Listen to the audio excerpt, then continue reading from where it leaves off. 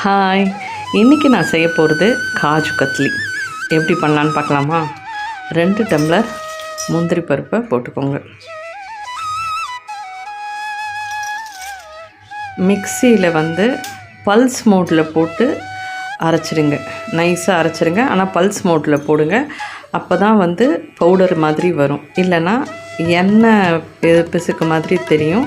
அப்போ நமக்கு சரியாக வராது. அதனால் பல்ஸ் மோட்டில் போட்டு எடுங்க. இப்போ கடாய் சூடானதுக்கப்புறம் 1 டம்ளர் சர்க்கரை, எந்த டம்ளரில் நம்ம முந்திரி பருப்பு அளந்தோமோ 2 கப்பு முந்திரி பருப்பு, 1 கப்பு சர்க்கரை, 1/2 கப்பு தண்ணி. அடுப்பை சிம்மிலேயே வச்சுருங்க. சர்க்கரை கரைஞ்சா போதும்.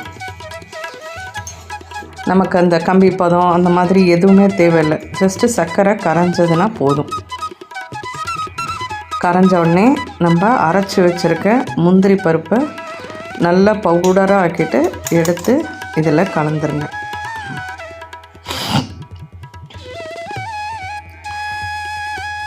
நல்லா கலந்து விடுங்க. அடுப்பு த்ரூ அவுட் சிம்லேயே இருக்கட்டும்.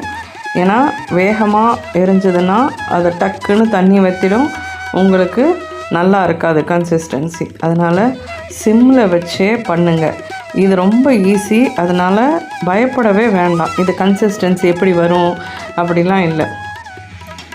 போட்டு நல்லா கிண்டிக்கிட்டே இருங்க. ஒரு 5 மினிட்ஸ் தான்.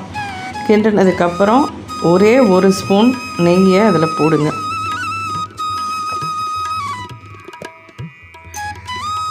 அதுக்கப்புறம் நல்லா எல்லாத்தையும் கலந்து விடுங்க. நல்லா கலந்து இந்த ஸ்டேஜ் வந்ததுக்கப்புறம் நல்லா கலந்து விட்டுட்டு அடுப்பை ஆஃப் பண்ணிவிட்டு ஒரு 5 நிமிஷம் விடுங்க. அந்த சூடு ஆறுனதுக்கப்புறம் லேசாக உருட்டி பாருங்கள், நமக்கு நல்லா வருதான்னு. ஆற விட்டுருங்க. ஆற விட்டால் தான் உங்களுக்கு பால் மாதிரி பண்ணுறதுக்கு வரும். சரியில்லைன்னா திருப்பி போட்டு கிண்டலாம்.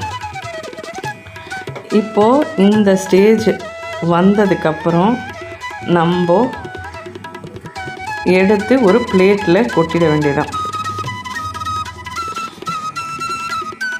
லேசாக கையில் நெய்யை தடவிட்டு அதை எடுத்து உருண்ட ஆரம்பிக்கலாம். சப்பாத்தி மாவு மாதிரி சூடு லேசாக இருக்கும்போதே அதை நல்லா சப்பாத்தி மாவு பிசைகிற மாதிரி பிசைஞ்சிருங்க. ஒத்தாப்பில் பிசைஞ்சிட்டு சப்பாத்தி குழுவியை வச்சு நல்லா நமக்கு தேவையான திக்னஸ்க்கு நல்லா அதை தேய்ச்சி விட்டுருங்க.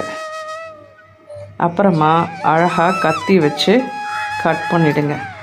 அவ்வளோதான், நம்ம காஜு கத்லி ரெடி ஆகிடுச்சு. ரொம்ப சிம்பிள். ட்ரை பண்ணி பாருங்கள். அவ்வளோதான்.